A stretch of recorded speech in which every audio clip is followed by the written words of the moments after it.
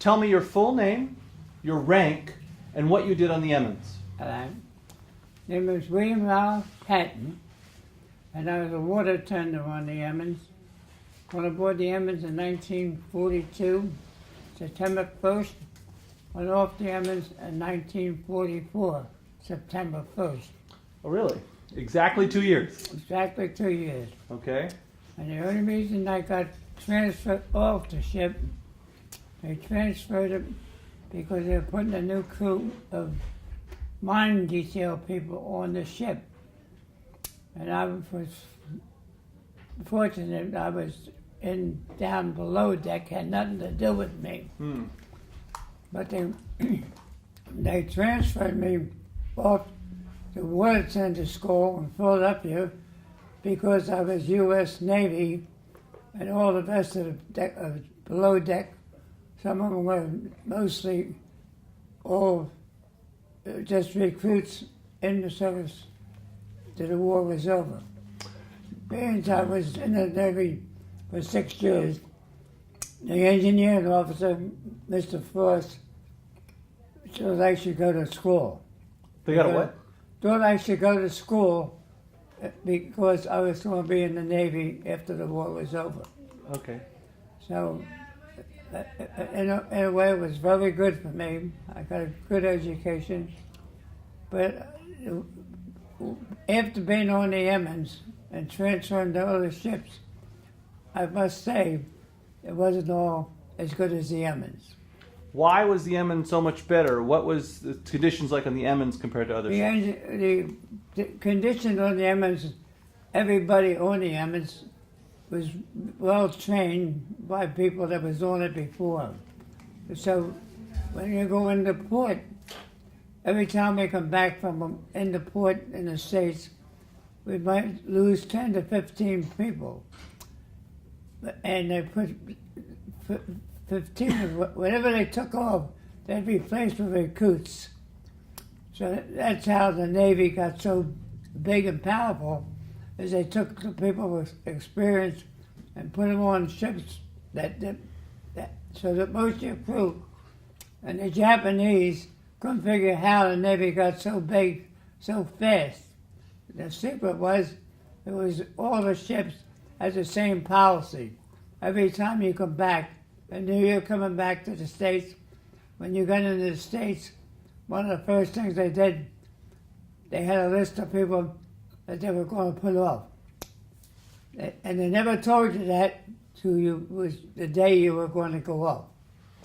So you said you were a water tender? Yep. What does a water tender do? Water tender is a boiler room that builds the steam for the motors, the turbines, to run the ship. Was that a difficult job? That was like, well, it wasn't really a hard job, but it was you had to keep the steam up for the boilers, for to run the pistons and not the pistons, but the machinery that drove the screws. You were the main supplier for the ship as far as movement goes. All your movement is now hydraulics, and did away with all that stuff.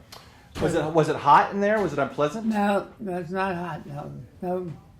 The hot down to 5 arrangement was not hot. You just monitored the pressure, basically.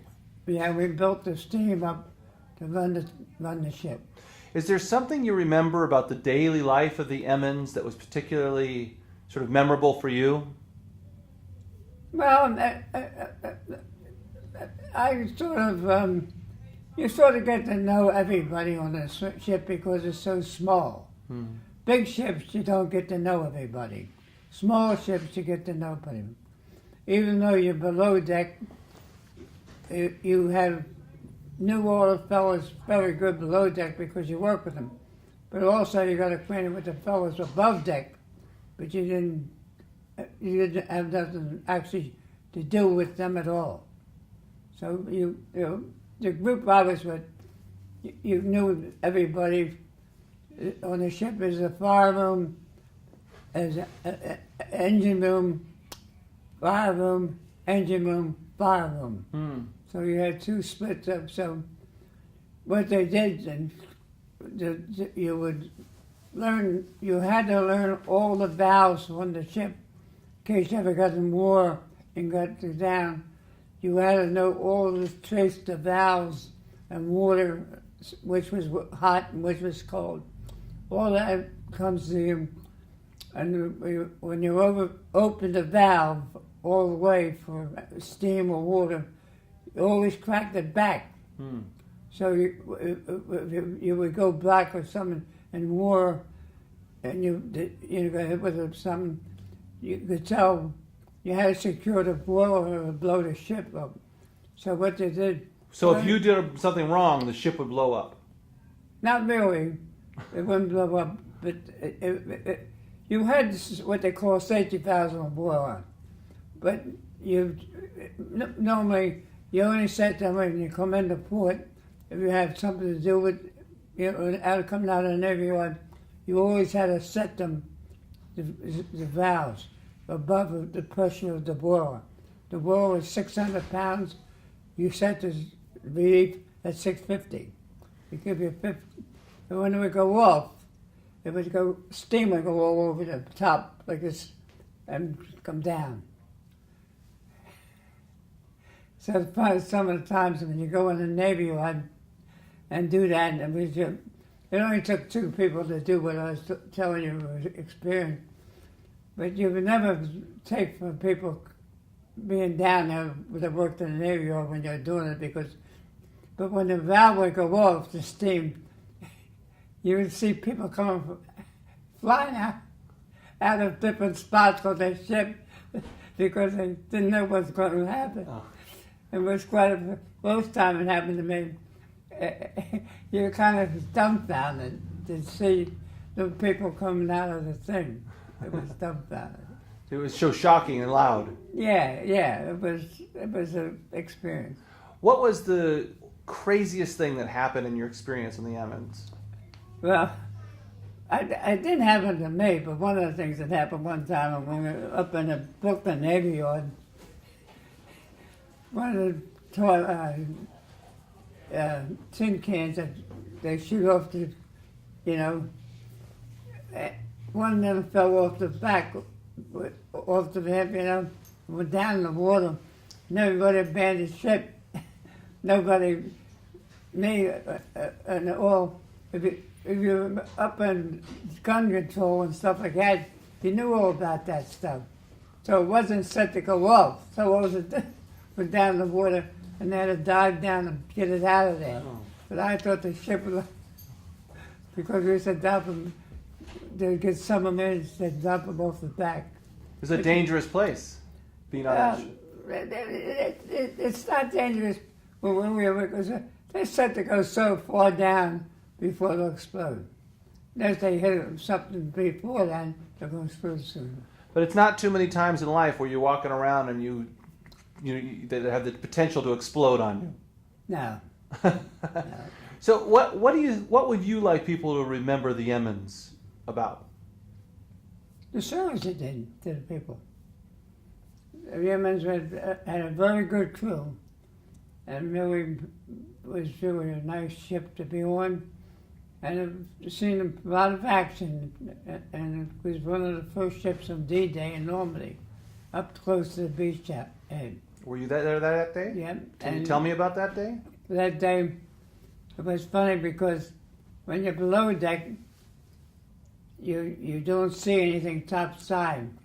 So you come up in a hole and you look out, we take turns coming up out of the hole and just your head enough to see what was going on, And it was really something to see because you didn't witness any of that.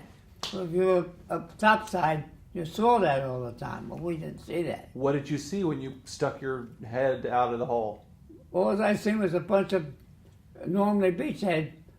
You're looking like into a mountain, and when them LST boats would bring the army in to land on the beach, they would go by you all the time, and it was something to see them go by you, going on with these guys, and when they hit the beach, a lot of them, was trained. It seemed like a Normandy beachhead. Out of the mountains come a cannon and would blow the PT boat landing all over. So you seen bodies flying over the sea. Very, very sad and very, it was very. You didn't know what to expect. But I always say, if you meet a guy who was in Normandy beachhead and lived to tell about it, he's goddamn lucky, because the majority of them got killed. It was not an easy place to get through. No, it wasn't. Yeah. So in a way, you were a lot more sort of safe and comfortable in that hull. Yes, I was. Did you ever worry that you wouldn't make it through the war? No, never give it a thought. I can tell you one time we take a crew on, the guy come down below deck, and the funny part about it, we had a hard time convincing him that it was below the waterline, below the waterline. And he says, no. Well, it was funny because nobody, you could don't. When he finally found the ship in dry dock one time, and so with the boat, well, he wouldn't come back down below deck at all. Oh, it was afraid to come below deck. So you have different sides of it. There was some funny things on the Emmons, but most of them were very serious. Had a very good crew and a very serious crew. It's funny and I missed them when I went off the ship, the Emmons. I went aboard a DE, which is a smaller ship, and it was more. A DE is more like a transport ship for crews, taking people here like Army men, Marines. Very small, and the ship is operated with a very little crew. It's not very maneuverable because it's one screw.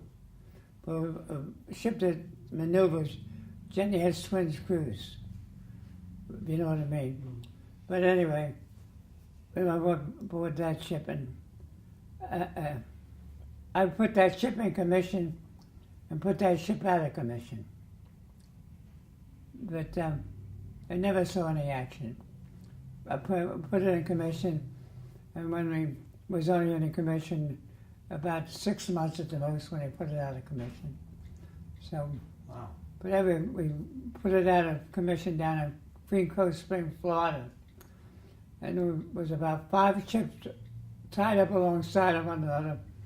And you put the first one out, everybody would work on that ship to put it out of commission. Then you move. But that time after the war, every day they were maneuvering 20 to 25 men out of the service, all reserve, all out of the service. So by the time you got down to the last ship, you were down to about 15 guys. You might have started out with 150, but by the time you got to the last ship, it was down to about 15 people. Well, it sounds like it was a pretty amazing adventure. It was something. And years after the war was over, I got married, and me and my wife went down to Florida, drove down to Florida, and I said I'm going to stop on the way down to Green Cove Springs.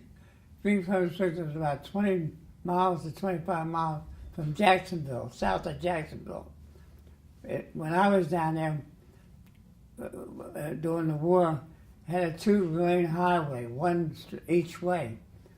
But when I went down years later, when I got married in 1950, it had dual highway, the Green Cove Springs. So I stopped, and all the ships that was in there were all gone. So once in a while, I finally asked the highway patrolman down there, did he remember the ships? He says, yeah, I remember them ships. So I said, what'd they do with them? He said, they threw them out in the water, and the Navy, Army, and the Navy sunk them by practicing. It was at Navy Air Force Base in Jacksonville. We had target spikes, drop them on the ships, and they sank them all down. And I always think to myself, all the work we did with them ships, and then they tow it out and just throw them up. Didn't make sense to me. All right. Well, thank you so much for You're welcome.